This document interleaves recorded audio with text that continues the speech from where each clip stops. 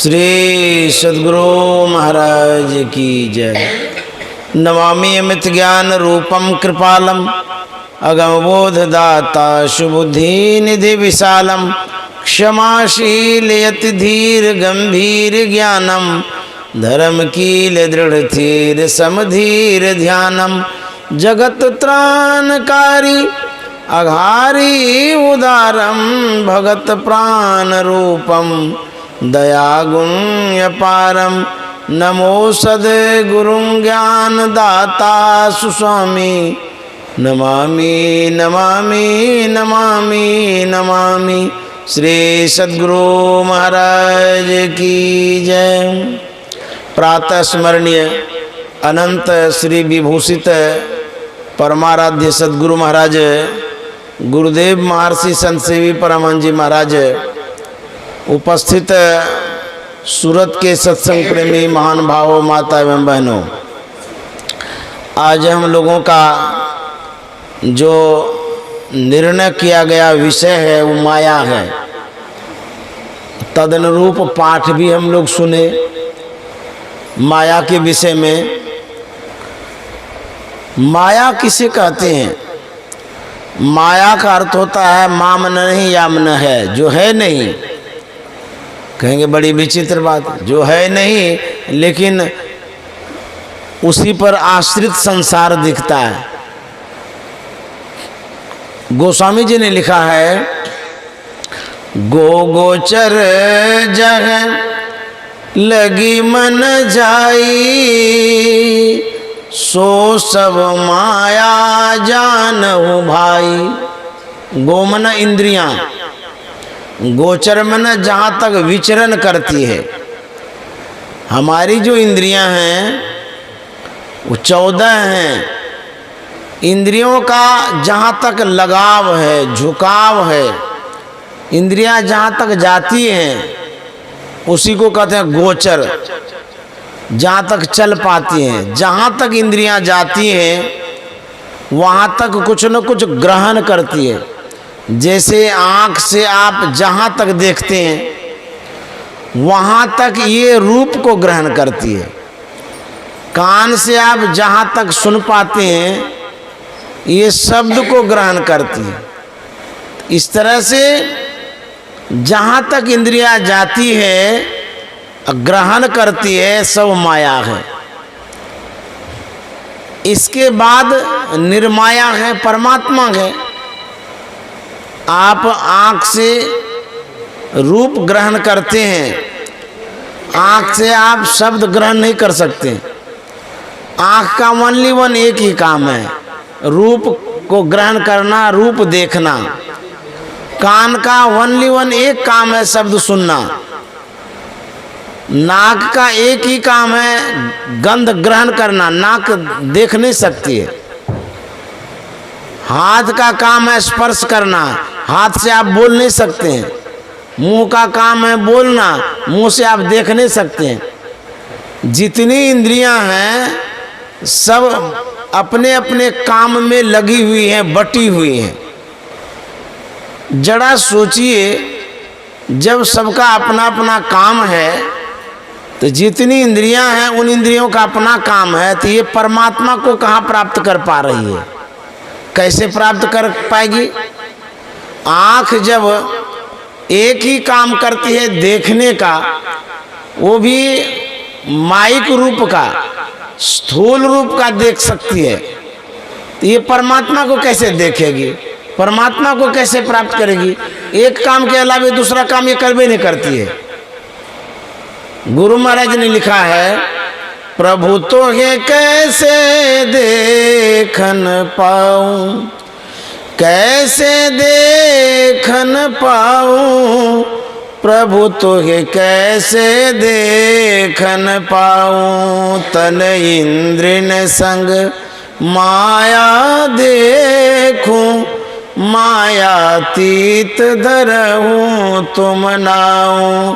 प्रभु तो है कैसे देखन पाऊं। हे प्रभु, आपको मैं कैसे देख पाऊंगा? तन इंद्रिन संग माया देखो। शरीर के साथ जो इंद्रियां लगी हुई हैं, इंद्रियां सिर्फ माया को देखती हैं, माया को ग्रहण करती हैं, माया को पकड़ती हैं। आप तो निर्माया हैं, माया से परे हैं, तो आपको हम कैसे देख पाएंगे? यह एक प्रार्थना है।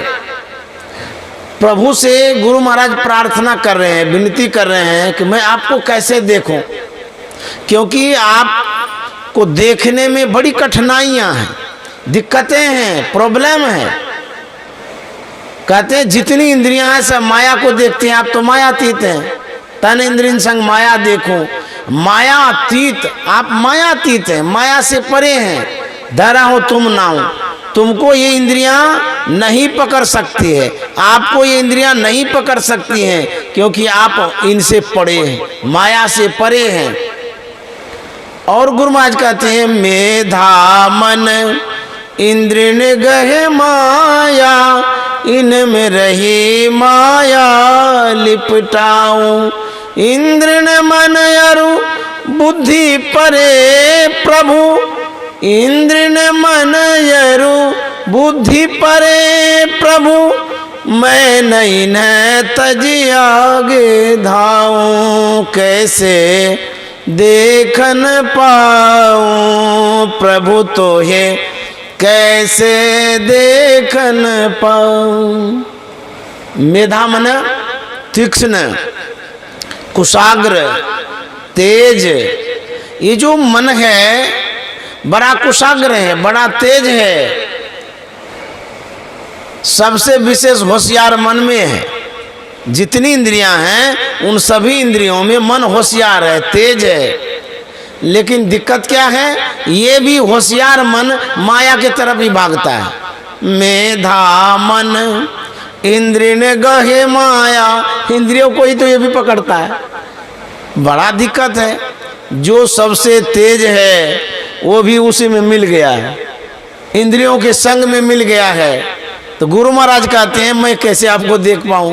कोई तो साथ देता नहीं है, कोई मदद ही नहीं करने के लिए तैयार है। जितनी इंद्रियां हैं सब अपने अपने कार्य में परिणत हैं, और सभी इंद्रियों में यदि अगवा मन है, वह मन भी तो उन्हीं के संग संग चलता है, इंद्रियों के संग चलता है। मेधा मन इंद्रिय ने गहे माया, इनमें रही माया लिपटाऊं। इंद्र ने मन और बुद्धि परे प्रभु, इंद्रियों और मन से बुद्धि से परे प्रभु हैं। इंद्र ने मन और बुद्धि परे प्रभु, यही कारण है मैं नहीं न तजी आगे धाऊं। जितनी इंद्रियां हैं उसके आगे मेरा बस नहीं चलता, मैं आगे नहीं बढ़ पाता हूँ, आगे नहीं चल पाता हूँ। मैं नहीं न तजी आगे धाऊं। कोई इंद्रियों को छोड़ करके आगे बढ़े तो बढ़ने देगा? बहुत मुश्किल है। क्योंकि इंद्रियां प्रबला है, सशक्त है, मजबूत है। ये मन साधारण नहीं है, मन राजा के समान है। ये हेड है, जितनी इंद्रियां हैं उसका हेड है, सुपर बॉस है। पहले तो मन को मनाना पड़ेगा, तब इंद्रियां संग संग आएगी। ये मन जो है ना उसी में मिल गया है। जैसे कोई गुंडा हो, सरदार, और उनके सहयोगी जितने तो सब तालमेल रहेगा, फिर जीतना बड़ा मुश्किल है। उसी तरह से मन जो है, मन अगवा है, हेड है सभी इंद्रियों का। ये इंद्रियों के साथ मिल मिल करके काम करता। मेधा मन इंद्रिय ने गहे माया, इनमें रही माया लिपटाऊं।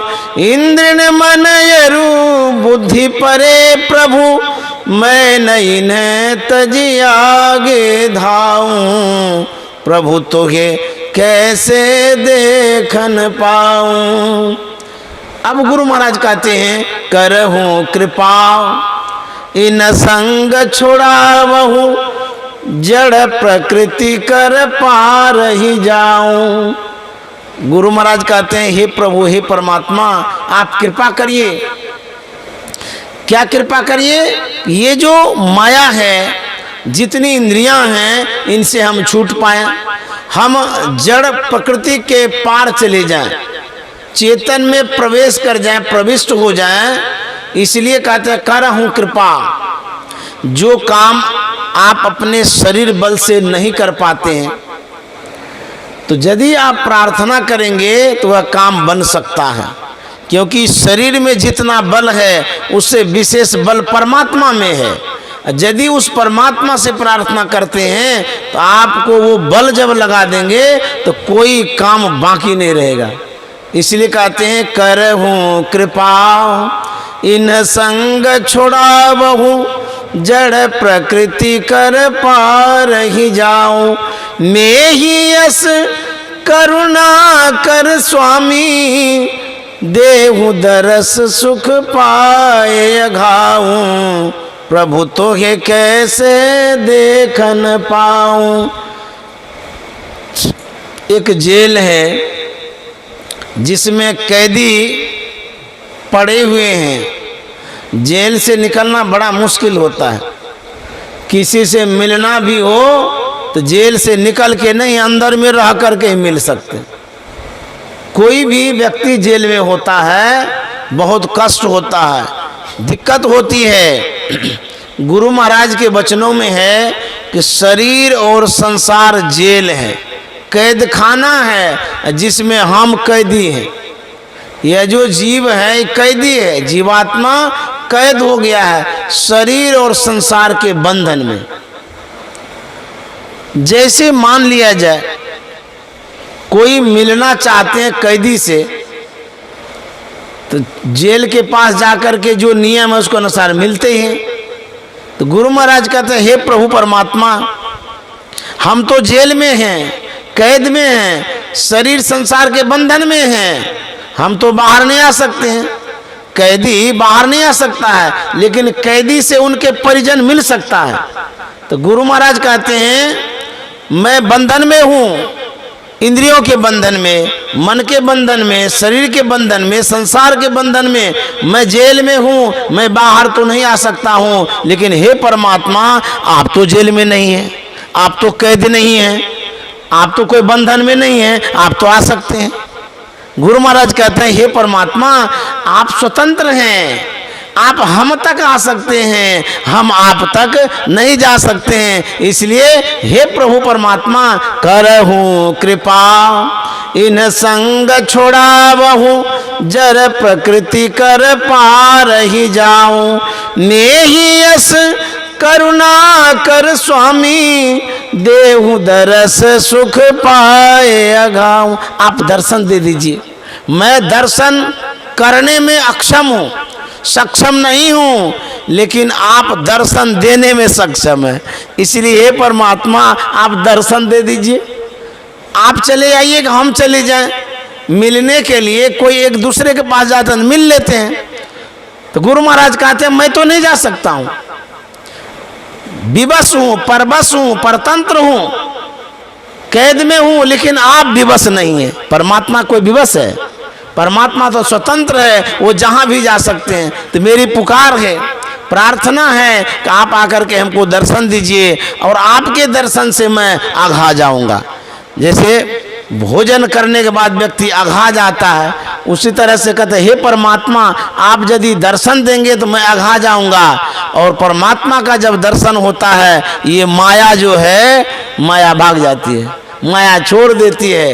इसलिए इस माया से बचने के लिए जो निर्माया परमात्मा है उसका भजन करना होगा, तभी इंद्रियों से आप अलग हो करके सुख पा सकते हैं। नहीं तो इंद्रियां पेड़ती रहेगी, घुमाती रहेगी, मन जो है ना पीसते रहेगा।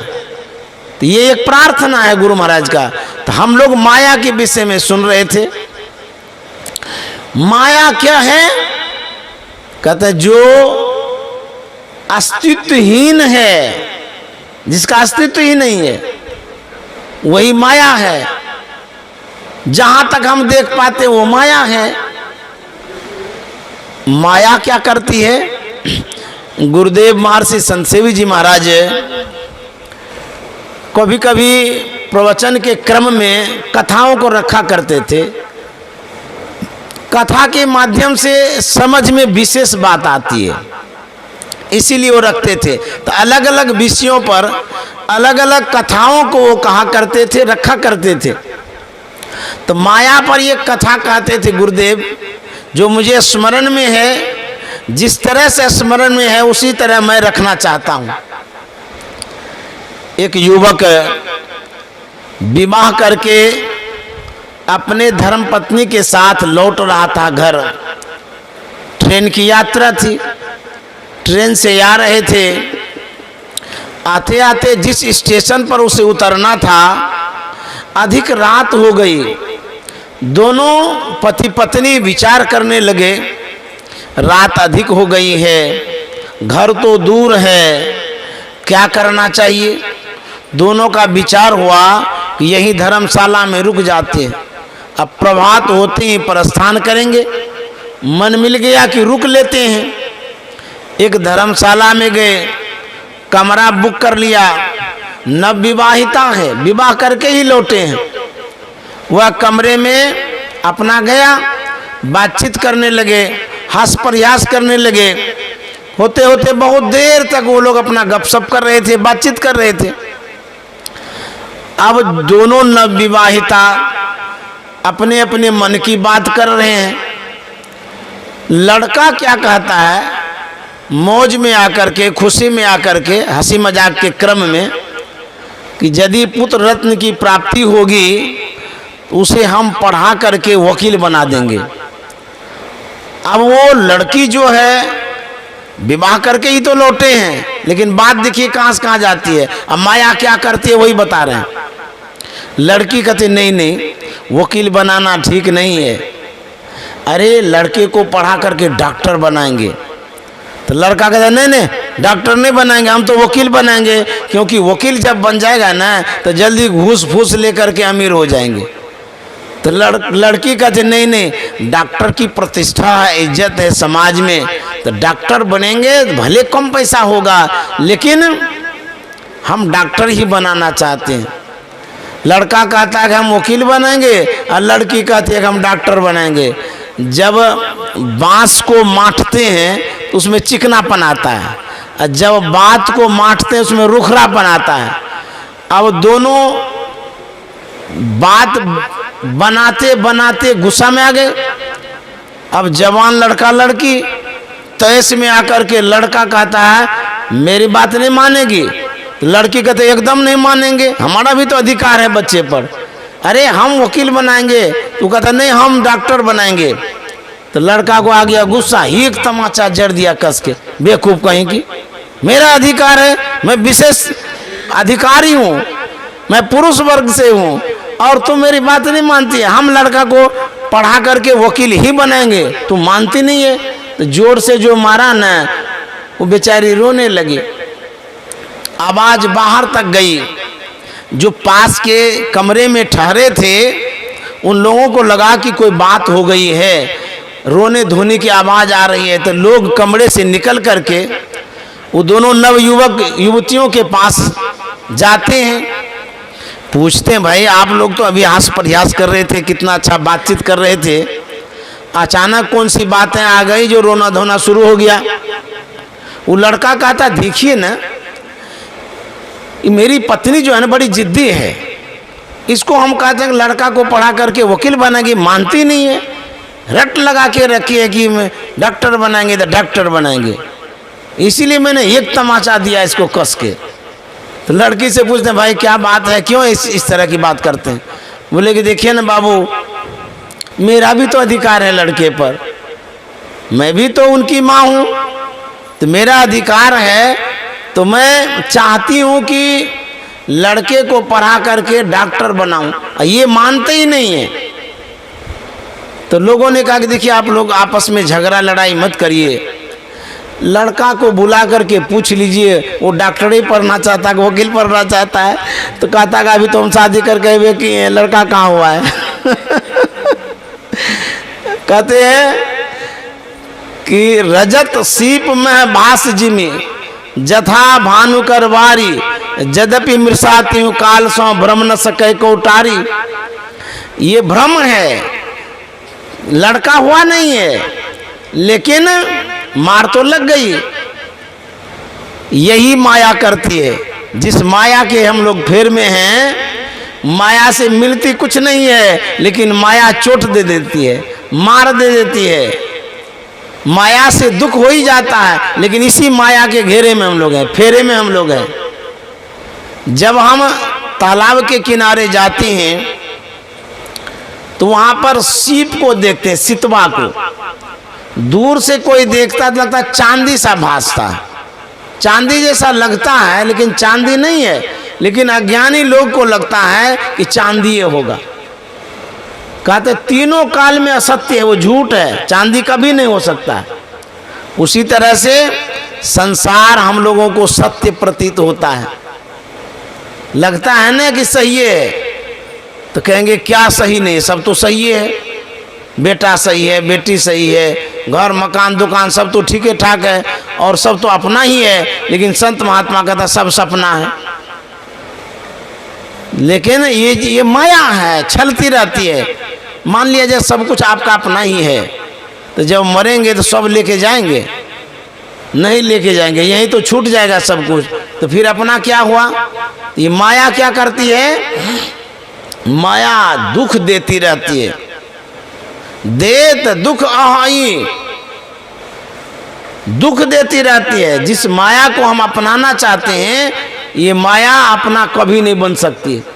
श्री रामकृष्ण परमहंस ने कहा है, यदि लोग माया को जान जाए कि ये माया है, तो माया भाग जाएगी तुरंत। हम माया को पहचान नहीं पाते हैं, जान नहीं पाते हैं। तो माया को हमने पकड़ा है, हमने माया को नहीं पकड़ा है। एक उदाहरण देते हैं। एक शिकारी है, जंगल में सुग्गा बजाने के लिए गया है। वह क्या करता है, एक लकड़ी जिसमें छेद है, पहले पंखा घुमाते थे ना गांव देहात में, बांस का पंखा होता था, बांस का बनाते थे, उसमें ऐसे घुमाते रहते थे। उसमें लकड़ी डाल करके सूता दे दिया, और उस सूता को बांध दिया गाछ में, और उसी जगह फल लटका दिया। तोता आता है और उसी लकड़ी पर बैठता है, तो सामने में जो फल है उसको वो खाना चाहता है। तो जैसे ही चोंच आगे मारता है, धर उसका आगे गिर जाता है, और चंगुल से वो पकड़ लेता है लकड़ी को, और लकड़ी घूमती रहती है, वो जैसे पंखा घुमाते रहते हैं। अब देखिए, वो सुग्गा के मन में होता है हमको किसी ने पकड़ लिया। अब बतलाइए, लकड़ी ने सुग्गा को पकड़ा है कि सुग्गा ने लकड़ी को पकड़ा है? तो सुग्गा ने पकड़ा है लकड़ी को चंगुल से, लेकिन भ्रम होता है कि हमको किसी ने पकड़ा। यदि वो छोड़ दे तो फिर छूट जाएगा, छोड़ता नहीं है। भ्रम बस वो सोचता है कि हमको किसी ने पकड़ा है। शिकारी आता है, उसको पकड़ के लेके चला जाता है। दूसरा उदाहरण, बंदर बजाने वाला जंगल में क्या करता है, खड्डा कोड़ देता है, उसमें सुराही में मिठाई डाल करके सुराही को जमीन में गाड़ देता है, और मुंह खाली बाहर में रखता है। बंदर आता है, ढूंढते ढूंढते उसमें हाथ डालता है। जैसे हाथ डालता है, वहाँ कुछ खाने का सामान उसको मिलता है। वो लड्डू पकड़ता है, वो तो मुट्ठी मोटी हो जाती है ना, तो ऊपर जब खींचता है तो अटक जाती है मुट्ठी। अटकने के कारण बंदर को भ्रम होता है, अज्ञानी जीव है ना, उसको भ्रम होता है कि हमको किसी ने पकड़ा है। अरे तो ही तो लड्डू को पकड़ा है, तुमको कौन पकड़ेगा? लेकिन उसके मन में होता है कि हमको किसी ने पकड़ा है, तो वो भाग नहीं पाता है।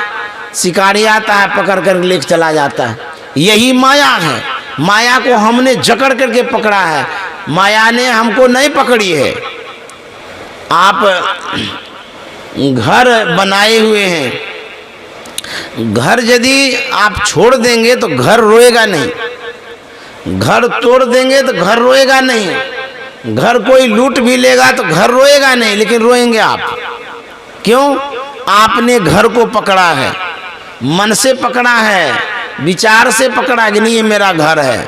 आसक्ति आपकी हो गई है, आपने घर को पकड़ा है।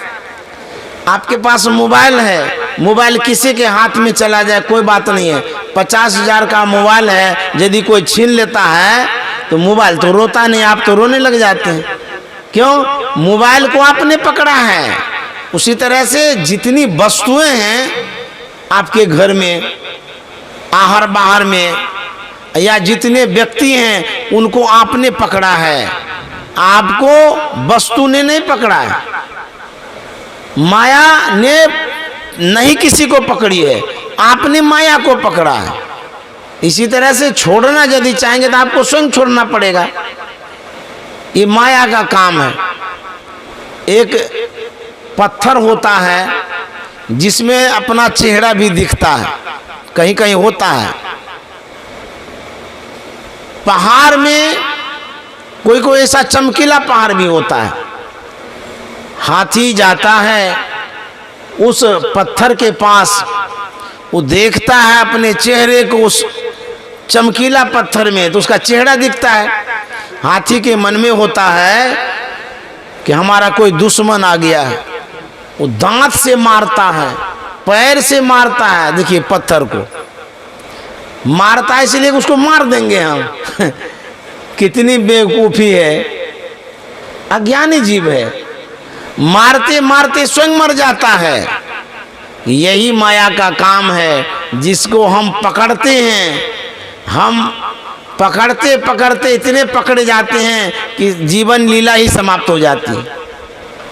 एक कुआं में पानी है, बाघ आता है, शेर, वह जब झांकता है कुएं को, उस परछाई में, पानी की परछाई में बाघ देखता है कि हमारा कोई दुश्मन है, वो जोर से आवाज करता है, दहाड़ता है, चिल्लाता है। वो जो ध्वनि है, जो आवाज भीतर जाती कुएं में, आप देखिएगा, फिर रिटर्न हो जाता है, लौटता है, वो आवाज लौटती है। लौटने के कारण बाघ के मन में होता है कोई न कोई वहां दुश्मन मेरा है, जानते हैं, वो छलांग मारता है और डूब के मर जाता है। यही विडंबना है। मैं हरिद्वार में एक मंदिर में गया था, उस मंदिर में पूरा कांचे का मंदिर है, एक जगह प्रतिमा है उस मंदिर में। जब मैं प्रवेश किया तो जिधर नजर करते हैं उधरे प्रतिमा दिखती है, मेरा भी चेहरा दिख रहा था सब जगह। बड़ा आश्चर्य लगा, ये कौन सा मंदिर है, इसमें जहां देखते हैं वही मंदिर है, बहुत दूर तक दिखता है। वो तो थोड़े दूर में एक कमरा में था, लेकिन दूर जहां तक दिखे वहां तक लग रहा है वहीं पर, वहां तक मूर्ति है। यही माया है। हम लोग जो देखते हैं सब जगह माया ही माया है, हमारी ही तो परछाई है, लेकिन हमको भ्रम हो जाता है कि वो दूसरे की है। कहते हैं कि जो विषया संतन तजी मूढ़ता ही लपटात, जौनर डारत वमन करी स्वान स्वाद सो खात।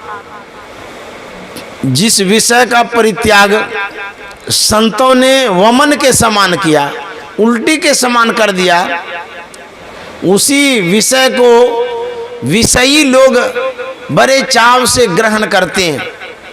जैसे कोई उल्टी कर देता है, श्वान को देखिए, कुत्ते को देखिए, घृणा नहीं होता, वो खा जाता है सब, लेकिन जो आदमी देखता है उसको घृणा हो जाता है, रे राम ये क्या हो गया। कुत्ता को घृणा नहीं होता कि अज्ञानी जीव है। उसी तरह से जिस विषय का परित्याग संतों ने किया उल्टी समझ करके, उसी विषय को संसार के लोग, विषयी लोग बड़े चाव से ग्रहण करते हैं। यही अज्ञानता है, यही दुख का बात है। मैं भागलपुर स्टेशन में खड़ा था ट्रेन के इंतजार में, वहाँ पर एक साधारण महिला जमीन पर बैठ करके, प्लेटफॉर्म के जमीन पर बैठ करके मूढ़ी कचौड़ी खा रही थी। उसको एक बच्चा भी था, छोटा नन्हा मुन्ना घुड़कने वाला। वह बच्चा गोद से उतर जाता है, वहीं पर घुड़कने लग जाता है। वो जो महिला मूढ़ी खा रही थी, पंखे की हवा में कुछ मूढ़ियाँ गिर गई नीचे जमीन में। वह जो बच्चा घुड़क रहा था, घुड़कते घुड़कते वो पेशाब कर दिया। अब पेशाब करके और जो मूढ़ी गिरी हुई थी उसको ऐसे ऐसे मिलाने लगा पेशाब में। बच्चा था तो खेल रहा था वो, हम वहीं पर खड़े थे देख रहे थे। होते होते वो मूढ़ी को मिला मिला के मुंह में लेने लगा। मुझे रहा नहीं गया, तब उनकी माँ को मैंने कहा, अरे देखिए बच्चा पेशाब कर दिया, वही मूढ़ी खा रहा, उठाइए इसको। तब वो गोद में लिया। बच्चे को तनिक सी भी घृणा नहीं हुई। क्यों? वो ये नहीं जान रहा कि पेशाब में मूढ़ी है कि क्या है।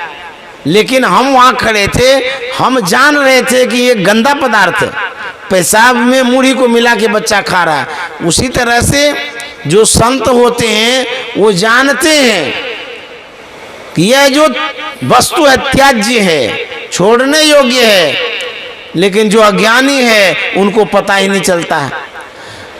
हम जिस माहौल में रहते हैं, जिस संग में रहते हैं, पट जाता है, वही सब कुछ समझने लग जाते हैं, वहीं पर आपको अच्छा लगता है। एक मछली बेचने वाली थी, बाजार गई मछली बेचने के लिए। मछली बेच करके शाम को वो घर लौट रही थी। रात होने चली, एक ठाकुरबाड़ी रास्ते में मिली उनको। उनके मन में होता है कि रात में यहीं रह जाते हैं, सवेरे चलेंगे। पुजारी से मिली, उन्होंने कहा कि मैं यहाँ रहना चाहती हूँ, सवेरे यहाँ से जाऊंगी, कोई जगह बता दीजिए। पुजारी जी ने कहा पहले टोकरी बाहर रखो, गंदी टोकरी लेकर के तुम आई हो मछली वाली। तो बाहर में रखवा दिया। पुजारी जी उनको स्थान बतला दी, तुम यहीं रहो, यहीं पर सो जाओ। रात अधिक हो गई, मछली वाली सोई जरूर, लेकिन नींद नहीं आ रही थी। तो पुजारी जी ने देखा आगे सो नहीं रही है। पूछते हैं कि आप सोते क्यों नहीं है, क्या हो गया आपको? बोले कि हमको नींद नहीं आ रही है। बोले अच्छा, नींद नहीं आ रही है। पुजारी जी सोचते हैं कि इसको नींद क्यों नहीं आ रही है, मैं समझ गया। तो बोले कि जाइए टोकरी जहाँ वहीं पर सो जाइए। तो वहाँ जैसे गई, खर्राटा लेके सोने लगी।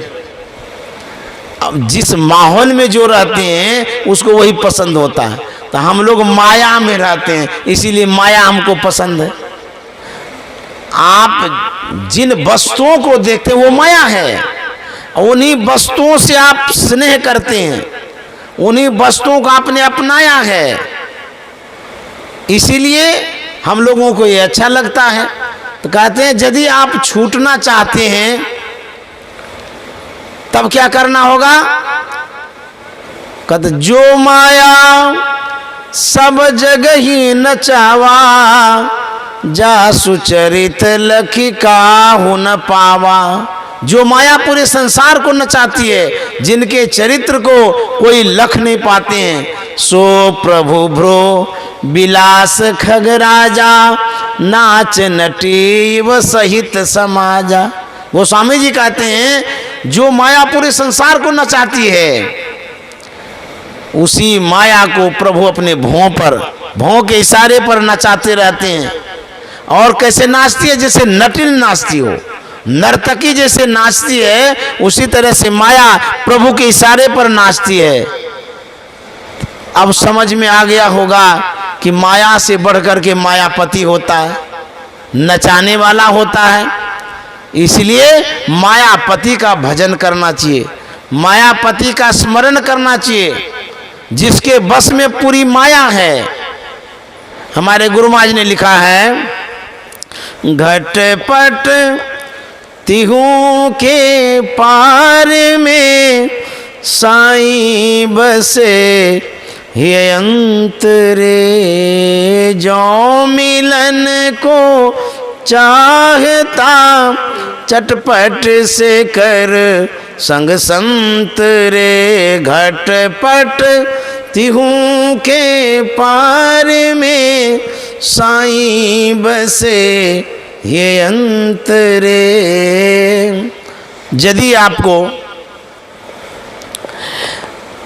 निष्कर्ष चाहिए किसी विषय पर, समाधान चाहिए किसी विषय पर, चाहे ईश्वर स्वरूप हो, मानव तन हो, ध्यान हो ज्ञान हो, किसी विषय पर यदि निष्कर्ष चाहिए, किसी शास्त्र का निष्कर्ष चाहिए, संत के विचारों का निष्कर्ष चाहिए, सबका निष्कर्ष आपको मिलेगा महर्षि महिपदावली में। निचोड़ सार। अब माया से कैसे छूटेंगे वही गुरु महाराज बतला रहे हैं। घटपट तिहू के पार में साईं बसे ये अंतरे, जो मिलन को चाहता चटपट से कर संग संत रे। यदि माया से छूटना चाहते हैं, कहते हैं जो निर्माया परमात्मा है हमारे अंदर में बस रहे हैं, उसकी भक्ति करेंगे, उनको प्राप्त करने का प्रयत्न करेंगे। जो मिलन को चाहता चटपट से कर संग संत रे। गुरु महाराज कहते हैं यदि आप परमात्मा से मिलना चाहते हैं, माया से छूटना चाहते हैं, सबसे पहले संत का संग करना होगा, सत्संग करना होगा, तब जाकर के मायापति से आप मिल सकते हैं। आगे क्या कहते हैं? खटपट से भी मदमान को तजले गुरु के मंत्रे। खटपट सभी मदमान को तजले गुरु के मंत्रे। पूरे गुरु का मंत्र यही झटपट निरख अभियंतरे। पूरे गुरु का मंत्र यही झटपट निरख अभियंतरे। घटपट तिहू के पार में साईं बसे ये अंतरे। गुरु महाराज कहते हैं खटपट सभी मदमान को तजले गुरु के मंत्रे। खट मने विकार होता है, खट विकार, छह विकार, काम क्रोध लोभ मोह अहंकार, ये सब विकार है। कहते खट पट, पट मने पर्दा। कहते जो विकार है, जो पर्दा है, जो आवरण है, मद मान को, अहंकार को भी, मान सम्मान को भी तिलांजलि देने कहते हैं, छोड़ने कहते हैं। कहते हैं खटपट सभी मदमान को तजले गुरु के मंत्र। ये गुरु का मंत्र है, गुरु की युक्ति है, गुरु का सलाह है, गुरु का सुझाव है कि आप जल्दी से जल्दी अपने को मदहीन करिए, मानहीन करिए और अपने को विकारों से दूर करिए। तब क्या होगा? कहते हैं पूरे गुरु का मंत्र यही झटपट निरख अभियंतरे। तब अंतर में आप प्राप्त कर सकते हैं, पा सकते हैं परमात्मा को। एक सेठ था, वह कबीर साहब से दीक्षा लेने गया, मोहरों की थैली ले लिया था। उनके मन में हुआ कि मोहरों की थैली देंगे, दीक्षा ले लेंगे। कबीर साहब के सामने उपस्थित हो गया, मोहरों की थैली आगे बढ़ाया, बोले महाराज ये थैली लीजिए और नामदान दीजिए। संत जो होते हैं वो बड़े पक्के व्यापारी होते हैं, अनाज के, कपड़ा के नहीं नहीं, वो जो है ना बड़े गजब के व्यापारी होते हैं। आपके भावों को वो तौलते हैं, आपके मन को वो मापते हैं, आपके व्यवहारों को वो जांचते हैं, आपके शब्दों को भी वो तौलते हैं। यदि संत के पास आप जाते हैं, आपकी आवाज में कितना वेट है वो जान जाते हैं, और कितना गुण है किस आवाज में वो भी जान जाते हैं। आप रजोगुण में बोल रहे हैं कि सतोगुण में बोल रहे हैं कि तमोगुण में बोल रहे हैं, संत को पता चल जाता है। सभी गुणों के वो पारखी होते हैं, भाव को परखते हैं। तो संत के सामने वो मीटर है, थर्मामीटर है नापने का। आपके अंदर में कितनी श्रद्धा है, कितनी भक्ति है, वो यंत्र उसके पास है। कबीर साहब को जैसे कहा कि ये थैली लीजिए, नाम दान दीजिए, तो कबीर साहब तो संत थे, वो जान गए ये पैसे वाले हैं, इसके अंदर में मद है। कहता है कि थैली लीजिए, नाम दान दीजिए। तो कबीर साहब ने कहा आजकल मैं नाम दान नहीं देता हूँ। बोले तब? बोले मेरी जो शिष्या है लोई, वही देती है, आप उसी के पास चली जाइए। वो चले गए लोई के पास। सेठ जी ने कहा कि ये थैली लीजिए और नाम दान दीजिए। देखिए, जिस गुरु के जो चेले होते हैं उनमें वैसा गुण होता है। क्यों? अब जिसके सानिध्य में जो रहे हैं वैसा तो गुण होवे करेगा। जिनके जो शिष्य होते हैं उन गुरु का शिष्य में गुण होता है। जैसे हम लोग सब सत्संगी हैं तो गुरु महाराज का गुण हम लोगों में है। जैसे गुरु होंगे वैसे उनके चेले भी होंगे, क्योंकि वो गुण जरूर वो धारण करते हैं। तो कबीर साहब की जो चेली थी लोई, उसमें भी तो वैसा ही गुण था। जैसे गुरु होते हैं वैसे चेला। वो मोरों की थैली ले लिए, चली गई भीतर। भीतर जो गई भीतरे में रह गई। इधर सेठ जी छटपटाने लगे, भाई हम तो थैली दे दिए और वो भीतरे रह गई, उनको तो आना चाहिए नाम दान देने के लिए। इसको रहाने गया। सेठ जी आवाज देते हैं, अरे लोई, मैंने तो थैली दे दिया, जल्दी नाम दान दो, दीक्षा दो, मैं चलूंगा, बहुत काम है। उधर से आवाज देती है, मैं आपका ही काम कर रही हूं। तो सेठ जी के मन में हुआ कि कुछ करती होगी, कोई विधि विधान होगा नाम दान देने में। तो वेट करने लगे। सोचे थोड़ा देर के बाद फिर देखते हैं। होते होते उधरे रह गई, ऐवे नहीं की। फिर सेठ जी कहते हैं, अरे आपको तो मोहरों की थैली हम दे ही दिए हैं, अब नाम दान देने में देर क्यों करते हैं, जल्दी दीजिए, हम जाएंगे। फिर आवाज देती है, आपका ही काम कर रहे हैं। सेठ जी कहते हैं, बड़ा गजब बात है, क्या काम कर रहे हैं? नाम दान में क्या करना पड़ता है? आप क्या कर रही हैं बताइए? तो भीतर से आवाज देती है, मैं छुरी पिजा रही हूँ। बोले बाप रे बाप, इसमें नाम दान देने में, दीक्षा में छुरी का क्या काम है? क्या करिएगा? बोले कि गला रेतेंगे। भागा वहां से। बोले बाप रे बाप, ये तो कसाई खाना है। हम सोच रहे साधु महात्मा का घर है, यहाँ तो छुरी पिजा रहा है गला काटने के लिए, ये तो कसाई का घर है। भागते हुए जा रहे थे, कबीर साहब ने देख लिया। बोले कि सेठ जी कहाँ भागते हुए जा रहे हैं, क्या हुआ, नाम दान लिए? बोले महाराज नाम दान आप ही को मुबारक हो, हमको नाम दान नहीं चाहिए। बोले क्यों? बोले कि ये साधु का घर है, ये तो कसाई खाना है। बोले ऐसा क्यों बोलते, तो साधु का घर है। बोले नहीं नहीं, वो तो आपकी जो चेली है वो तो छुरी पिजा रही गला काटने के लिए। भाई जहाँ गला काटा जाता हो वो कसाई खाना नहीं है तो और क्या है? बोले सुनिए सुनिए, आपने समझा नहीं, वो जो गला है ये आपका गर्दन नहीं है, बल्कि आपके अंदर में जो मद है, जो अहंकार है, उसी का गला काटेंगे। आप सोचते हैं कि ये मोहरों की थैली दे देंगे और नाम दान खरीद लेंगे, ये साधारण बात नहीं है। आप पहले अपने मद को उतारिए। मद तो बहुतक भांति का ताहिन जाने कोई, तन मद, मन मद, जाति मद, विद्या मद सब लोय। ये सब मद है, अहंकार है।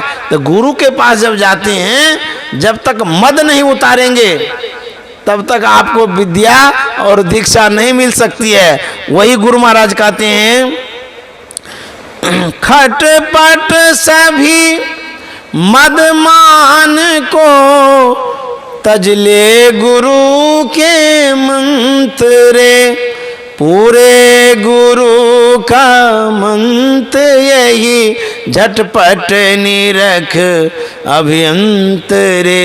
पूरे गुरु का मंत्र यही, झटपट निरख अभियंतरे।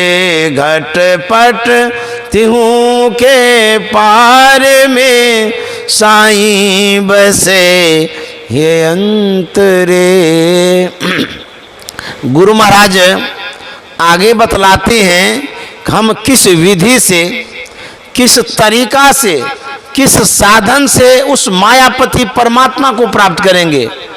जिससे कि माया से छुट्टी होगी। उसके लिए करना क्या पड़ेगा?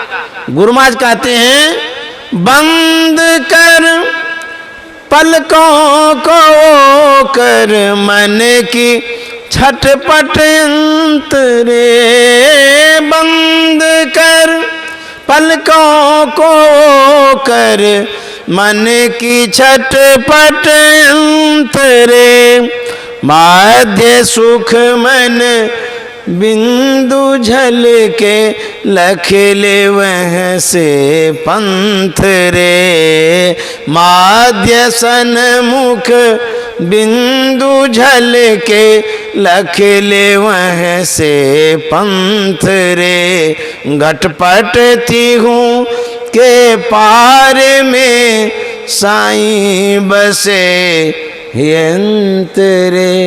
अब देखिए गुरु महाराज कितना अच्छा साधन बतला रहे हैं। सबसे पहले कहता आंख बंद करो। क्यों? इसलिए कि जिसको आप देखते हैं वही तो माया है। तो देखना पहले बंद करेंगे तब तो माया से छुट्टी होगी। आप बड़े बड़े बिग बाजार में जाते हैं, मॉल में जाते हैं, ताकते रहते हैं, देखते रहते हैं कौन सामान कैसा है, कितना में देता है। कभी कभी मैं भी जाता हूँ। पहले तो बड़े बड़े भगत ले जाते थे मॉल में दिखाने के लिए, अब तो मैं सीख लिया हूँ, अकेले चला जाता हूँ, देखता हूँ और खरीदता भी हूँ। कुछ सामान होता है तो खरीद भी लेता हूँ। तो मॉल में, बिग बाजार में बहुत सारा सामान होता है, उस सामान को आंख देखती रहती है। तो गुरु महाराज कहता है यदि माया को खाली देखते रहेंगे तो तब भीतर जो निर्माया है उसको कब देखेंगे, कैसे देखेंगे? तो क्या करना होगा? कहता बंद कर, आंख को बंद करो। कोई भी काम करना है आपको, यदि आप दुकान में बैठे हैं, इमरजेंसी हो गया, तत्कालिक जिसको कहते हैं, बहुत जरूरी, तो क्या आप दुकान को खुले छोड़ करके आएंगे? नहीं नहीं, पहले वो शटर बंद करेंगे, शटर बन के सुरक्षित कर देंगे, तब आप दूसरा काम करने जाएंगे। उसी तरह से गुरु महाराज कहते हैं ये माया का जो बाजार है इसका पहले शटर बंद करो। बंद कर, पलकों को वो कर। कहते हैं मन की छटपट अंतर, ये मन जो छटपट करता है, क्यों देखता है? इसीलिए जब आप टीवी देखते रहेंगे तो मन कभी नहीं ध्यान करेगा। क्यों? तो टीवी में जो देखते हैं उधरे मन चला जाता है, और जब आंख बंद करते हैं ना तब भी मन टीवी में रच जाता है। वो जो देख करके आता है ना, आपकी पलकें खाली बंद रहती है लेकिन मन की पलकें खुली रहती है। मन को ऐसा आंख है, बंद कितना भी कोठरी में उसको बंद कर दीजिए लेकिन वो मन देख लेता है। अब देखिए कैसा दूरबीन है उसके पास। आप लाख कोशिश करते हैं, मन को कहाँ बंद करिएगा? कोठड़ी में, आंख के भीतर में। अरे बड़ा मुश्किल है, जितना भी उसको बंद करिए लेकिन वो देख लेता है। क्यों देखता है? उसको आपने दिखाया है, जो चीज दिखाया है वही चीज मन देखता है आंख बंद करने के बाद भी। इसीलिए गुरु महाराज कहते हैं टाइम टू टाइम, समय समय पर आंख को जब बंद करेंगे जो माया दिखती है दिखना कम हो जाएगा। बंद कर पलकों को कर मन की छटपट अंतरे, माध्य सुख मन बिंदु झल के लख ले वह से पंथ। इतना सरल, इतना सीधा, किसी संत की वाणी में रास्ता नहीं मिलेगा। गुरु महाराज कितना सरल सीधा बतला रहे हैं। आंख बंद करिए, सामने में बिंदु का दर्शन होगा, जो बिंदु का दर्शन होगा वहीं से रास्ता है। कितना साधना की बात सब कोई नहीं समझा पाते हैं, लेकिन गुरु महाराज ने जो समझाया है ऐसा सबको समझाना बड़ा मुश्किल है, सबसे संभव नहीं होगा। तो गुरु महाराज इतना सरल और सुगम कर दिए हैं, खोल खोल के बता रहे हैं। सभी संत के पास जाइए, उनकी वाणी को पढ़िए, लेकिन साधना की जो क्रमबद्धता है, जो सुगमता है, इसके अतिरिक्त कहीं मिलेगा नहीं। इतना अच्छा से सजा दिए हैं कि साधकों को कोई अटकना ना पड़े, भटकना ना पड़े, लटकना ना पड़े। इतना अच्छा से कहते हैं आंख बंद करो, आंख बंद करने के बाद मन की चंचलता कम होगी, देखते रहेंगे चंचलता बढ़ेगी। देखिए, देखो दाखो ताको मत, देखना जरूरी है। देखिए, एक वक्त आदमी जाता है बाजार में और तमाशा देखते रहता है, देखते ही रहता है, वो अनावश्यक देखता है। तो कहते हैं देखो दाखो ताको मत, उसमें मत बझो, अनावश्यक चीजों को मत देखो। तो कहते हैं जब देखना बंद करेंगे तो मन में स्थिरता आएगी। जब आंख बंद करके ध्यान करेंगे मन स्थिर होगा, सामने में तब बिंदु का दर्शन होगा। जब बिंदु का दर्शन होगा वहीं पर सुख सिंधु भी मिलेगा, वहीं पर रास्ता है। गुरु महाराज कहते हैं लखले वहां से पंथ रे, वहीं से देखिए आपका रास्ता है। रास्ता सहरग में है दिलवर पे जाने के लिए।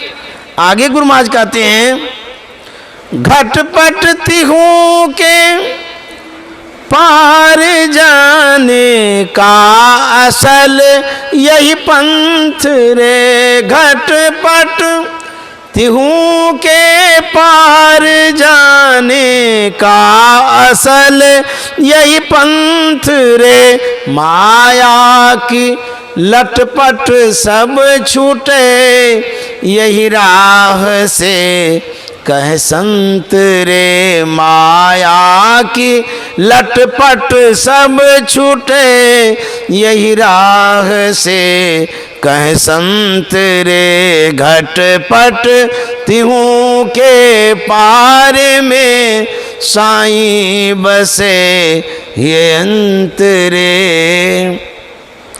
घट मन भीतर, पट मन पर्दा।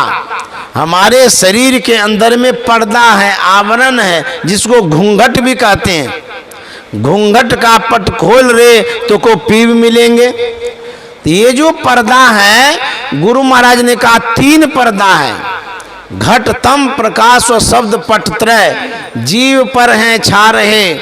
ये 3 पर्दा है, अंधकार का, प्रकाश का और शब्द का। ये आवरण है। इन तीनों आवरणों को हटाने के लिए क्या करना होगा? गुरु महाराज ने लिखा है कर दृष्टि और ध्वनि योग साधन, ये हटाना चाहिए। दृष्टि योग और नादानुसंधान, इन क्रियाओं के द्वारा इन आवरणों को हटाएंगे, तब गुरु महाराज का इनके हटे माया हटेगी। अब देखिए, माया से यदि छूटना चाहते हैं तो दृष्टि योग और नादानुसंधान करना होगा आंख बंद करके। जब तक ये साधना नहीं करेंगे माया से छूट नहीं सकते हैं, निर्माया से जुट नहीं सकते हैं, बड़ा कठिन हो जाएगा। तो हम लोग माया में फंसे हुए हैं, किसी चीज को छोड़ना चाहते हैं, नहीं छोड़ना चाहते। घर छोड़ना चाहते हैं, नहीं। मकान, दुकान, कारोबार, जो कुछ भी है सब में आप फंसे हुए हैं। तो कहेंगे ध्यान करेंगे तो इससे कैसे निकल सकते हैं? घर बार छोड़ना होगा क्या? नहीं नहीं, जब आप ध्यान करेंगे आपको बोध होगा, वैराग्य होगा, ज्ञान होगा, और जो फंसे हुए हैं आप, उससे निकलने का उपाय आपको मिलेगा, घर बैठे मिलेगा, कहीं जाने की आवश्यकता नहीं है। अर्थात मन में संतोष होगा। ऐसा नहीं कि गन्ना की तरह अपने आप को संसार के कामों में पेड़ते रहिए और इतना थक जाए कि आप साधना के लायक न रहे। न ध्यान में बैठता है, झुकने लगता है। बहुत आदमी को देखिएगा, कहेगा कि हम तो बैठते हैं लेकिन शरीर हम ध्यान ही नहीं कर पाते हैं। तो इतना काम ना करिए संसार का जिससे कि ध्यान न बने। एक एक आदमी रात दिन डबल शिफ्ट करके काम करता है, तो कैसे ध्यान होगा? इसके लिए समय देना पड़ेगा। तो वही गुरु महाराज कहते हैं कि माया की लटपट सब छूटे यही राह से कहे संत रे। इसी रास्ते से जो गुरु महाराज ने बतलाया है, यही एक रास्ता है। इसी रास्ते पर जब चलेंगे तब माया से छूटेंगे। अंतिम में गुरु महाराज 2 पद में क्या कहते हैं? स्थिर हो के चल यही राह पर, तम ज्योत तट पट अंत रे। स्थिर हो के चल यही राह पर, तम जोत तट पट अंतरे, करके धुन पट छट पिलोया, टप के पावो कंतरे। करके धुन पट छट पिलोया, टप के पावो कंतरे। घटपट तिहू के पार में, साईं बसे ही अंतरे। जो मिलन को चाहता, चटपट से कर संग संतरे। गुरु महाराज कहते हैं फिर हो के चलिए ही राह पर, स्थिरता पूर्वक इस रास्ते पर चलिए। तन थिर, मन थिर, वचन थिर, सुरत निरत थिर होए। जब तक स्थिरता नहीं आएगी तब तक मन स्थिर नहीं होगा। जब हम लोग ध्यान में बैठते हैं तो शरीर की स्थिरता होनी चाहिए। धरगर मस्तक सीध, साधि आसन आसीना, बैठ के चखमुख मुनि इष्ट मानस जब ध्याना। इस तरह से जब ध्यान करेंगे गर्दन सीधी हो, इस तरह से स्थिरता पूर्वक जब बैठेंगे तब मन टिकेगा, मन में भी स्थिरता आएगी। जब तक तन थिर नहीं तब तक मन थिर नहीं। इसलिए जब भी बैठिए जितना संसार का काम है उसको लिपटा के बैठिए, लसका लगा के रखिएगा। ध्यान में बैठिएगा लेकिन वो लसका खींचेगा उधर, अरे ये काम तो छोड़िए दिए, उनसे तो बात किए नहीं, वो काम तो रहिए गया, वही लसका है।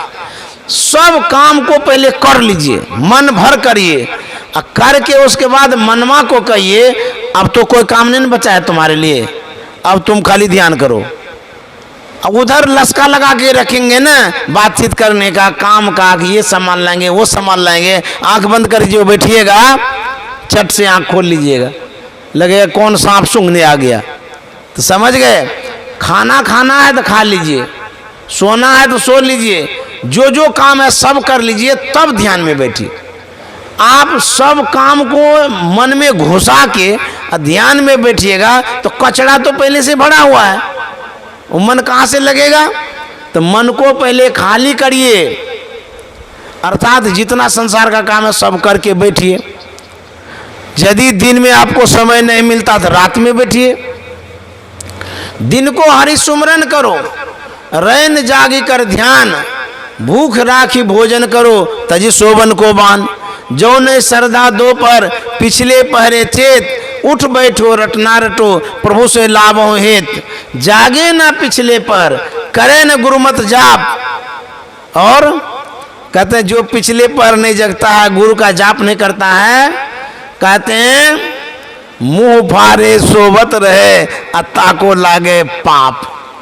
कहते हैं पिछले पर भी यदि आप सोए ही रह गए और उसके बाद तो संसार सामने में खड़ा है दरवाजे पर, दूध वाला आएगा तो सब्जी वाला आएगा तो ठेला वाला आएगा कि कचड़ा वाला आएगा, सब आता है आपको उठाता रहता है। तो यदि भजन नहीं कर पाए तो संसार में लगे रहिए। समझ गए। एक जगह गा रहा था कि कचरा वाला आया घर से कचरा निकाल, ऐसा गाता है। वो जो कचरा वाला नहीं आता है उसमें बाजा भी बजता है। तो कचरा वाला जब आएगा तो आपको सोने देगा, इतना बाजा बजाएगा कि नींद खुल जाएगी। तो जो काम है संसार का दिन भर करिए, रात में तो कम से कम स्मरण करिए, तब न माया से छूटिएगा। दिन भर तो माया को जकड़ के पकड़ते हैं, पैसा वाला माया, खाने वाला माया, आने वाला माया, जाने वाला माया, सब तो माया ही माया है। गुरु महाराज कहते हैं देवी साहब की हिदायत मान ले गुणवंत रे। इस शब्द में कितनी मुलायमता है, कितना प्यार है, मिठास मालूम पड़ता है। गुरु महाराज कितना प्यार से कहते गुणवंत रे। आप अपने बच्चे को नहीं कहते बाबू क्या हाल है, बाबू आजा खा ले, प्यार से कहते हैं ना। तो गुरु महाराज देखिए हम लोगों को कहते हैं गुणवंत रे, गुणवंत, मेरा बाबू बड़ा गुणवान है बोलते हैं ना। तो उसी तरह से गुरु महाराज कहते हैं हमारे जितने सत्संग प्रेमी हैं, श्रद्धालु हैं, सब गुणवंत हैं। हे गुणवंत, प्यार से कहते हैं हमारी बात मत मानो। माँ बाप ने कहते हैं मेरी बात नहीं मानो, कम से कम शिक्षक का तो मानो। माँ बाप के सामने तो दुलार प्यार होता है तो बच्चा भागता रहता है, कहता ही तो मम्मी है, ये पापा है, बात टाल देता है। लेकिन माँ बाप कहता है मेरी मत मानो, कम से कम शिक्षक की मानो, नहीं पढ़ोगे तो बड़ा दिक्कत होगा। इसीलिए माँ बाप प्यार से समझाते हैं, और यदि प्यार से नहीं मानते हैं तो गुरु जी की छड़ी लगती है, इतना मारता है सीधा कर देता है। तो गुरु महाराज कहते हैं मेरी मत मानो, लेकिन बाबा देवी साहब का तो मानो। देवी साहब की हिदायत, हिदायत सावधान करते हैं, हिदायत करते हैं कि ध्यान करो, दुनिया बाम है, अभ्यास करो, ये बाबा साहब ने कहा है। हिदायत कर रहे हैं, ये दुनिया बाम है, झूठी है दुनिया, कहते अभ्यास करो। देवी साहब की हिदायत मान ले गुणवंत रे। कहते हैं गुणवंत, बच्चे को कहते हैं ना यदि तुम मानोगे मेरी बात, पढ़ोगे लिखोगे, होशियार बनोगे, नौकरी होगी, दो पैसा होगा, सुख शांति से रहोगे, तुम्हारा जीवन बड़ा सुखकर होगा। समझाते हैं ना बच्चे को। तो गुरु महाराज कहते हैं यदि देवी साहब की बात मानिएगा तब क्या होगा। मैं ही कहे सुख शांति मिली है और भव का हुई है अंतर। अब कितना प्यार से कहेंगे, कैसे कहेंगे, कितनी मिठास है, मिश्री मिला के गुरु महाराज कहते हैं मैं ही कहे सुख शांति मिली है और भव का हुई है अंतरे। घटपट तिहू के पार में साईं बसे ये अंतरे। जो मिलन को चाहता चटपट से कर संग संतरे। श्री सद्गुरु। इस तरह से यदि हम भजन करेंगे, सत्संग करेंगे तो माया से छूटेंगे, निर्माया पति परमात्मा में प्रेम होगा। गुरु महाराज की मानिए, बाबा देवी साहब की मानिए, अन्य संतों की भी बात मानिए, मान करके यदि चलेंगे तो परमात्मा ईश्वर की प्राप्ति होगी और माया से छुट्टी होगी। यदि आप नहीं मानेंगे तो जब एग्जाम होगा ना, जब लिखना पड़ेगा उस समय दिमाग खराब हो जाएगा, टेंशन हो जाएगा, याद ही नहीं आएगा, फिर फेल होइएगा। उसी तरह से यदि गुरु महाराज के कहने अनुसार नहीं करिएगा तो जिस समय शरीर छूटेगा ना वो एग्जाम है, वही परीक्षा है, उस समय किनको पुकारिएगा। जीवन भर गुरु महाराज को पुकारे नहीं, याद नहीं किए, अंतिम में गुरु महाराज को पुकारिएगा तो पुकारा ही नहीं जाएगा, यादों नहीं रहेगा। फिर उस एग्जाम में यदि फेल हो गए तो 84 के जेल में जाना होगा। इसीलिए गुरु महाराज कहते हैं कि देवी साहब की हिदायत को मानना चाहिए।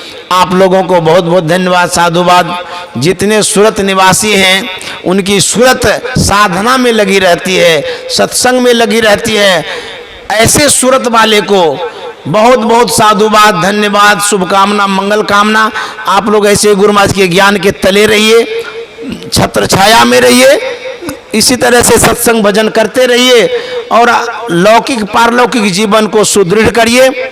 मैं तो दोबारा आया हूँ, उन्हीं बातों को दोहराने के लिए आया हूँ जो पहले मैं सुना चुका हूँ। तो मैं वही बात दोहराता रहता हूँ जो मुझे याद रहता है, जो मैंने पढ़ा है, जो मैंने समझा है। ये सब किताबी ज्ञान है, मेरे पास एक भी अनुभव नहीं है। मैं पढ़ लिख करके जो याद रखा हूँ वही सुनाता रहता हूँ, और जब जब बुलाइएगा वही सुनाता रहूँगा। तो इसलिए जो सुनी सुनाई बात है वही रखता हूँ। आप लोग सुनते हैं, ये आपकी विशेषता है, महानता है। इतना स्थिरता पूर्वक सुनते हैं, सावधानी से सुनते हैं। इतना समय व्यस्त रहता है शहर में, उस व्यस्ततम समय में आप सत्संग सुन रहे हैं, आप बहुत बहुत धन्यवाद के पात्र हैं। श्री सद्गुरु महाराज की जय।